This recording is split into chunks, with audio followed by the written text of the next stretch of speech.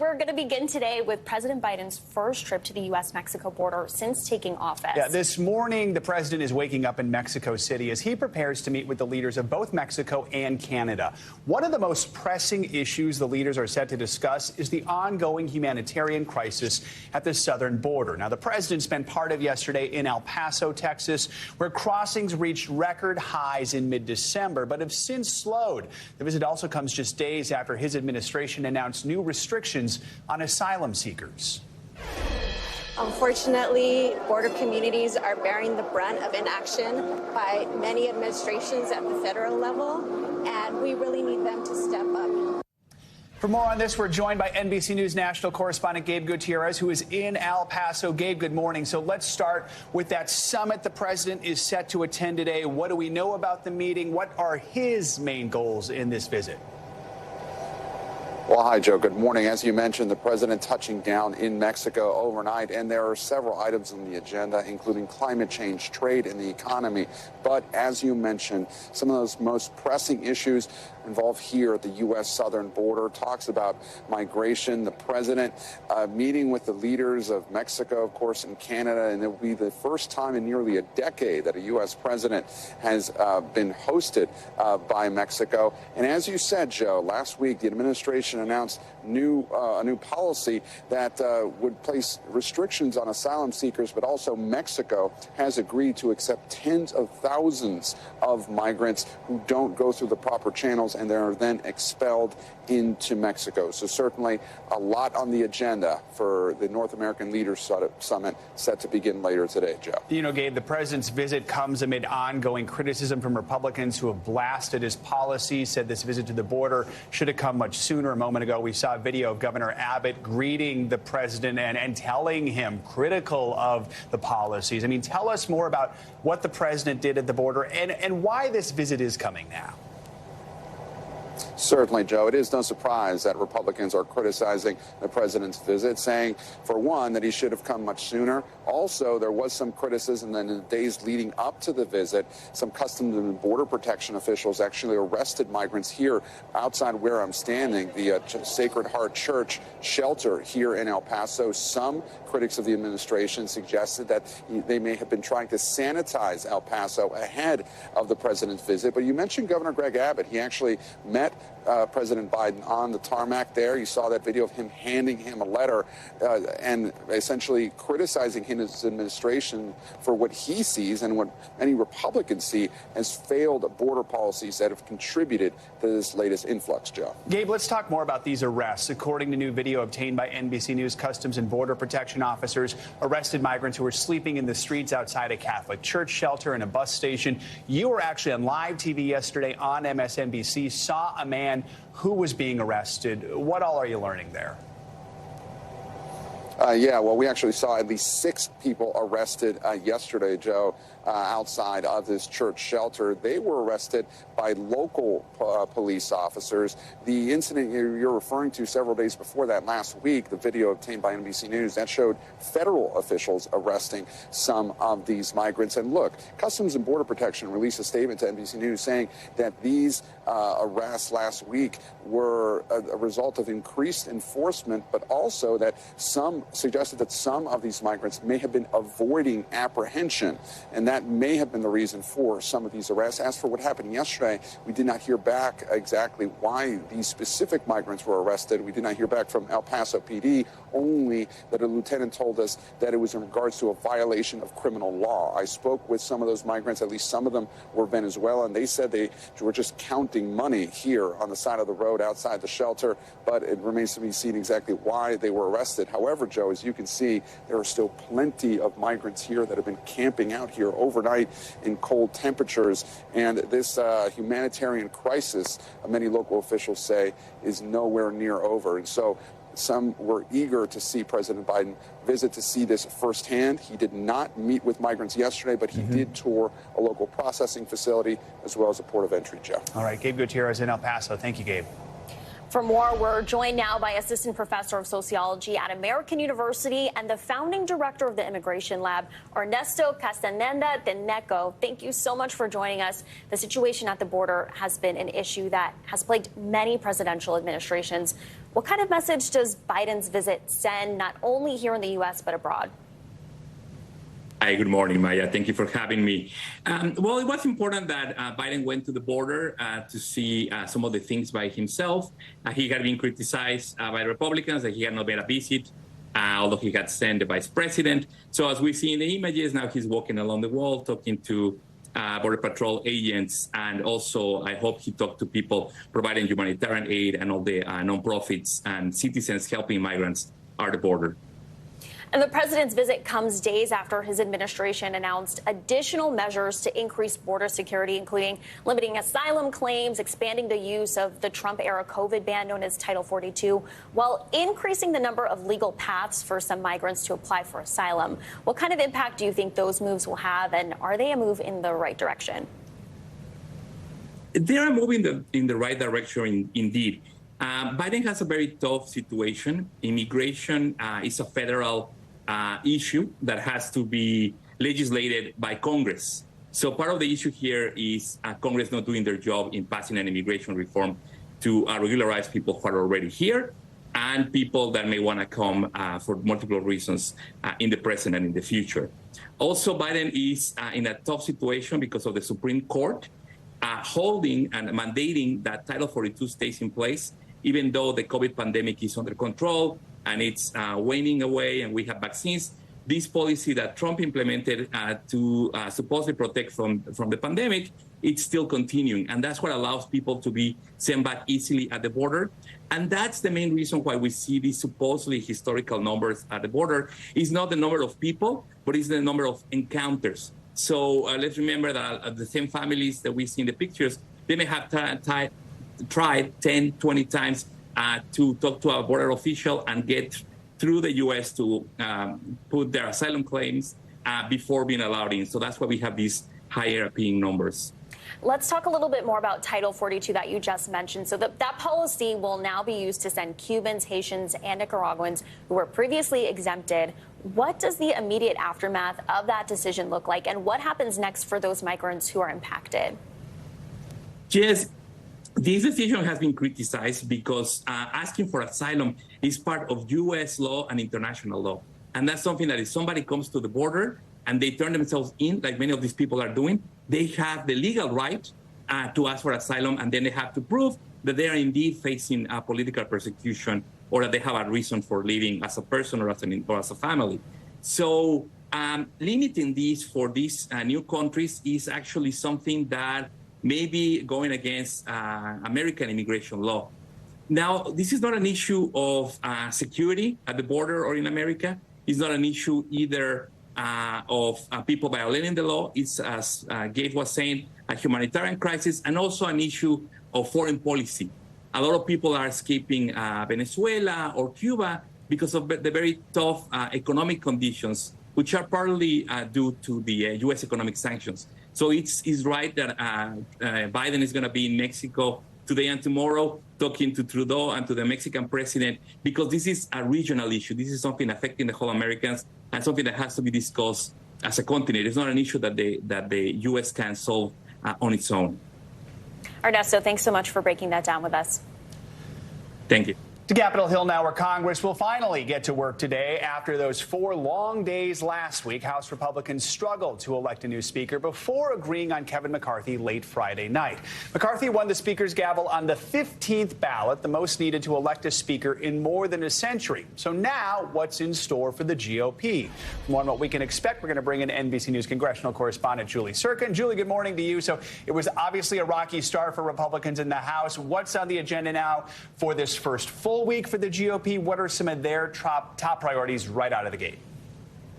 Well, they're hoping they'll be able to repeal, for one, those additional IRS agents that were added actually by Democrats as part of the Inflation Reduction Act. And they're also hoping they can start holding oversight of the southern border. McCarthy, now Speaker McCarthy, teasing that in his speech late Friday night after he finally got the gavel, saying that they potentially want to hold a hearing on the southern border. They want to hold oversight of the administration, but all of that on pause as they continue to hammer out these rules. Because remember, now that he has the gavel, they need to set the rules by which they will govern before they can even form committees and get going on any of their agenda priorities, which most likely will include mainly oversight, as Democrats will control the Senate. So, Julie, Speaker McCarthy now needs votes to pass a rules package on how business is going to be conducted over the next 2 years. And a lot of that comes from the negotiations last week so he could win the speakership. I mean, how's this all shaping up? Look, now he needs moderates, right? Back then, when he needed the speakership, meaning 2 days ago, it felt like a lifetime. He needed the far right of his party to come along. Now he needs those moderates to actually vote for the rules package that he negotiated with the far right of his party. Now, the package itself has some broad support in his party, but it's those backroom deals, those concessions that he had to hammer out with the 20 or so ultra-conservatives in his party that he's going to have a tougher time passing. Take a listen to what two moderates had to say on the Sunday shows yesterday, and we'll talk about it on the other side. What I don't support is a small number of people trying to get a deal done or deals done for themselves in private, in secret, to get a vote or a vote present. I don't support that. That is just what Nancy Pelosi does. At the end of the day, you can't let, the insurgency caucus take hold and dictate. Yeah, it's going to be ugly. South Carolina first, and then Tony Gonzalez, who actually represents the El Paso area where Gabe was talking from a little bit earlier, saying that they are likely against this package. Nancy Mace had mentioned that she's against it for some reasons, including the fact that Republicans want to roll back some additional abortion restrictions. She's pro-life, but she does support some protections for women there. And Tony Gonzalez, actually a naval veteran, he's against the cuts in defense spending that potentially are coming from some of those backroom concessions that McCarthy made with the 20 or so. And I just want to note really quickly, there's about 3 additional pages to this rules package that we haven't seen yet because leadership is kind of holding it tight, including potential spending cuts, debt ceiling being a huge fight, the government potentially having a hard time to stay open. I mean, those are some of the really, really big impacts of these concessions. But of course, Democrats are still control of the Senate, still in control of the Senate. So this is all really tight for McCarthy. Julie, very quickly, I want to ask you about Democrats in the House. They're not in control for the first time since 2018. So what's their strategy? Well, take a listen to what Hakeem Jeffries, their new leader, had to say yesterday, and we'll talk about it after. Well, our general concern is that the dysfunction that was historic that we saw this week is not at an end. It's just the beginning. And while the Congress was held captive this particular time, what is going to be a problem is if the American people will be held captive over the next 2 years to the extreme MAGA Republican agenda that apparently has been negotiated into the House rules and the functioning of the Congress. Democrats' strategy is this, Joe. They know that McCarthy can only afford to lose 4 seats, so they're going to stand united just as they did during the speakership gavel. That's their strategy. That's what they can do to prevent these bills from passing and, more importantly, from heading to the Democratic-controlled Senate. All right, let's see what happens this week. Julie Serkin, thank you so much. Throughout the House GOP's efforts to elect a speaker, House Democrats remained united. 2 GOP congressmen as well as Minority Leader Hakeem Jeffries joined Meet the Press this weekend to discuss that historic House deadlock and the battles we can expect between the two parties over the next 2 years. Here's moderator Chuck Todd with Meet the Press Compressed. You were a holdout for quite a long time, and in fact, you said, we're going to hold Kevin McCarthy accountable to his promises after you decided to support him. What are those promises in the spirit of transparency? You guys wanted to do this in public, so tell me the deal in public that you agreed to. Well, there's no hesitancy about that. The terms are out, Chuck. 20 courageous members of the House Republican Conference made sure that we've, quite contrary to your intro, nailed down a vision for the Republican majority so that we know what we're doing together. If you didn't like the way the Democrats did it, it sounds like you're going to do it in the same way that they did it. How is it any better? No, I totally disagree with that. Adam Schiff always overpromised and underdelivered. He said just last week, the release in Trump's tax returns was going to be a bombshell. I mean, there's no bombshell there. There's nothing there. But with respect to what we're doing, everything that we have requested, we have evidence to back up. There are emails and text messages that show Hunter Biden complaining about having to spend so much money keeping his dad up. Speaker Pelosi did not have a great relationship with Kevin McCarthy. What's yours? Well, Kevin McCarthy and I have had some positive, forward-looking conversations over the last few weeks, and I'm hopeful that we'll be able to build upon those conversations to do the right thing for the American people. Clearly, we are going to have strong disagreements at times, but we can agree to disagree without being disagreeable. That is what I believe the American people would like to see in terms of a functional House, a functional Senate, a functional government. I look forward to building upon the Biden agenda. Our thanks to Chuck Todd for that report.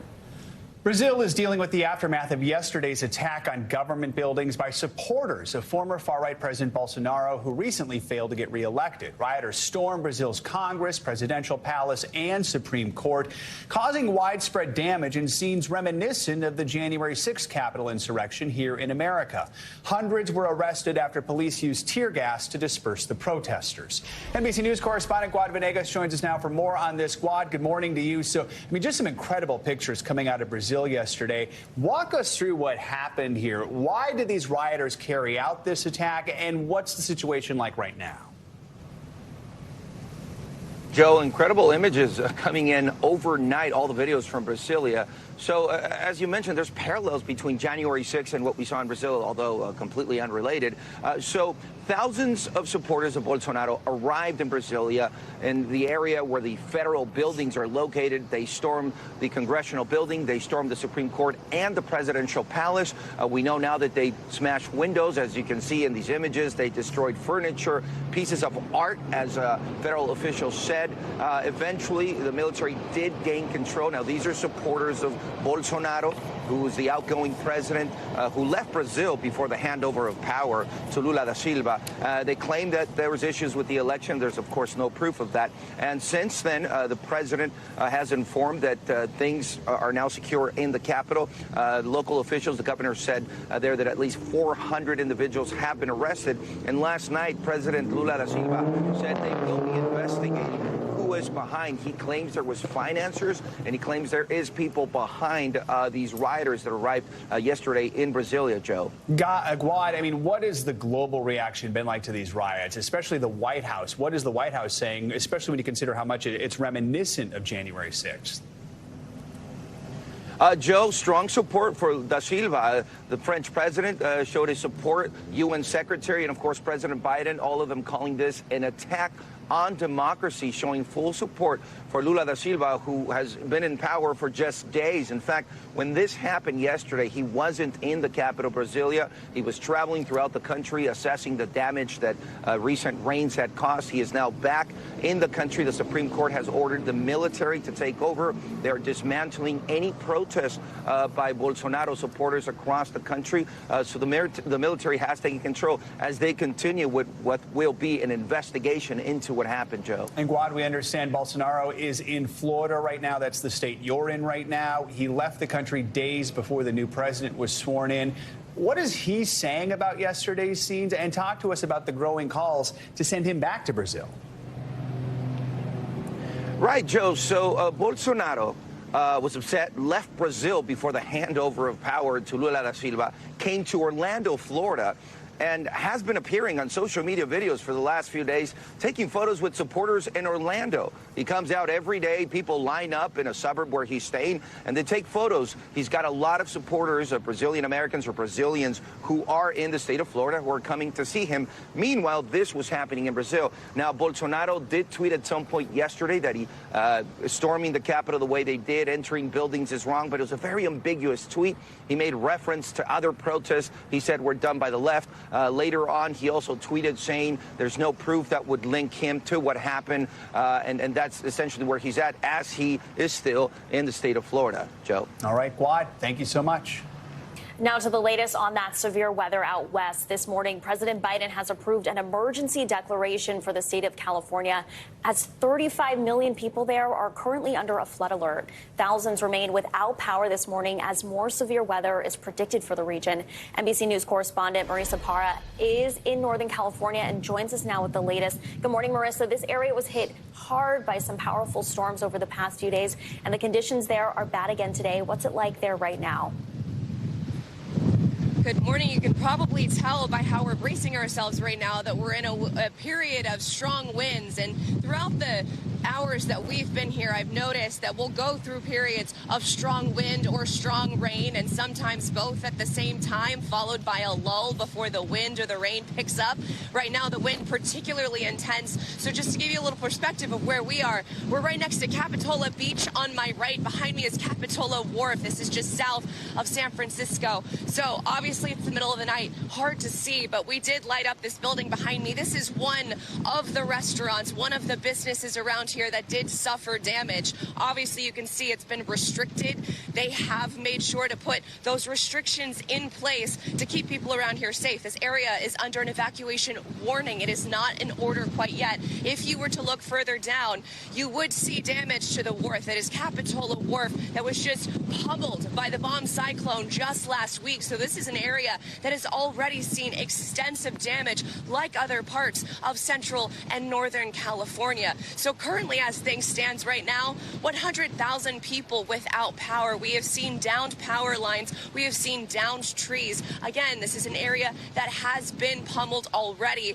not only just in the last week, but even just this past weekend. There was more rain. And as you just mentioned, we're expecting more of that. So in terms of measures that were being taken, we know Governor Newsom had said that they were putting protections in place, evacuation warnings for areas like we are in, but then in areas like South Sacramento, there is right now, as it stands, an evacuation order. They said flooding is imminent and it may cut off evacuation routes. So they're really trying to get ahead of another deadly situation where people would not be able to get themselves out of, guys.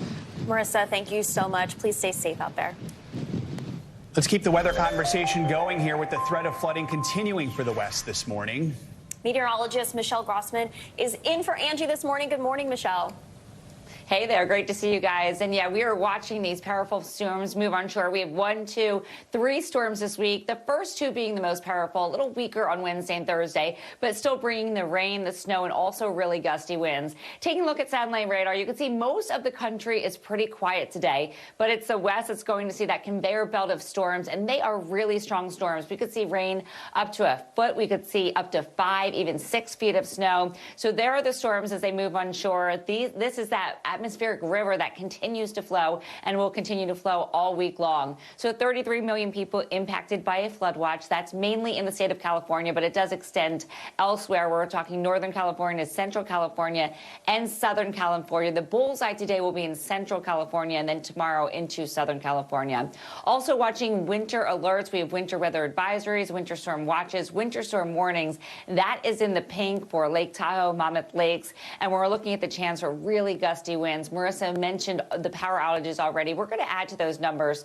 30 million people impacted by a wind alert. Notice the purple. That is a high wind warning, and that's where we expect the most damage, with trees coming down, power lines coming down, and power going out. So the Pacific storms, in terms of your heavy rain and flooding, we're looking at the chance for mud and landslides, likely due to additional rainfall, especially in those burn areas. Major river and flash flooding, that's going to be a big concern today. And then snowfall, up to 5 feet of snow, 6 feet of snow. You factor in those really gusty winds, and we will see whiteout conditions. Really tough travel there. Speaking of the winds, we're going to see winds gusting up to 50, 60, 70 miles per hour. That's going to cause significant tree damage, widespread power outages, and again, travel will be really tricky. Elsewhere across the country, we're looking at mild temperatures in the southern plains, above average, anywhere from 5 up to 15 degrees above average, into the 70s, upper 60s.